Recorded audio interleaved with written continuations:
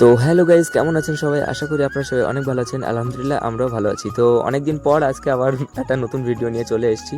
আজকে এসেছিলাম বেসিনের কাজে। আর অ্যাকচুয়ালি পুরনো যারা বেসিন লাগিয়ে গিয়েছিল তারা 1 ইঞ্চি পাইপ দিয়ে কনসিল করে আউটলেট বার করেছে। আর স্বাভাবিক জিনিস, 1 ইঞ্চির মাঝখানে তো ওয়েস্টগুলোকে সব কিছু আটকে যাবে, তাই না?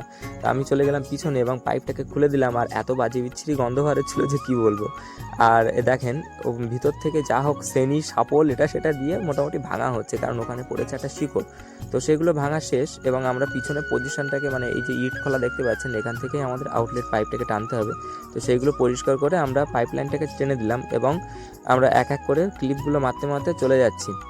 তো ক্লিপগুলো মারতে মারতে হঠাৎ করে যখন আমি বাগানের মধ্যে ঢুকেছি শ্যাটেলগুলো মারতে, আর তখনই কারেন্ট গেছে চলে।